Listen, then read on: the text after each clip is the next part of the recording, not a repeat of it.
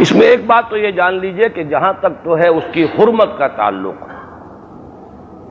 وہ تو دین ہمیشہ کے لیے کامل ہو چکا ہے، نبوت کا دروازہ بند ہو چکا ہے، اس میں کوئی کمی بیشی اب ہم نہیں کر سکتے۔ موسیٰ کی شریعت میں کمی بیشی محمد نے کر دی صلی اللہ علیہ وسلم، اور محمد کی شریعت میں کون کرے گا؟ تو اب جو حرام ہو چکا وہ حرام ہے، جو حلال ہو چکا وہ حلال ہے، سیدھی سیدھی بات۔ سارا مسئلہ ہے امپلیمنٹیشن کا۔ امپلیمنٹیشن کے ضمن میں سود کی حد تک میں اس بات کو تسلیم کرتا ہوں کہ ٹوٹل ریولوشن کے بغیر اس سود کی ایریڈیکیشن ناممکن ہے،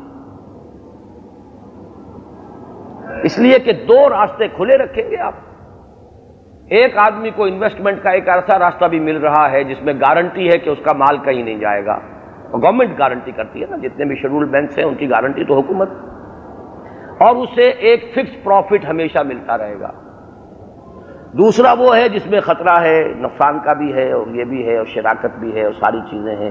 کیوں جائے گا؟ کسی کی مت ماری گئی ہے کہ وہ اس راستے کی طرف انویسٹ کرے گا۔ پانی تو ہمیشہ سلوپ کی طرف جاتا ہے۔ ایک راستہ بند کر دیجیے، اب کیا کرے گا آدمی؟ کہاں لے جائے گا؟ گھر میں رکھے گا؟ گھر میں رکھے گا تو برف کی طرح پگھلے گا، وہ تو انفلیشن سے، ڈیویلویشن سے پگھلے گا۔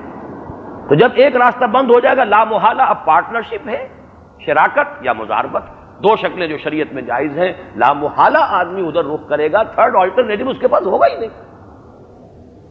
اور ظاہر بات ہے کہ انٹرسٹ ہو چاہے کچھ بھی ہو، جو آپ کی جی این پی ہے، جو آپ کے وسائل و ذرائع اللہ نے آپ کو ملک کے اندر دیے ہیں، آپ اس سے اوپر تو نہیں جا سکتے۔ You can't outgrow your skin.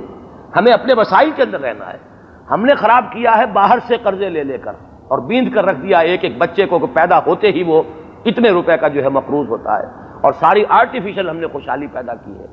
ورنہ ہونا تو یہ چاہیے تھا کہ جو ہمارے وسائل ہیں ان کے اندر ہی ہم رفتہ رفتہ تدریجاً اپنے قدموں کو مضبوط کرتے ہوئے اٹھتے، اور یہی کام ہو جائے گا۔ انٹرسٹ بند کیجئے، لا محالہ آپ کو اپنے وسائل کے اوپر اٹھنا پڑے گا۔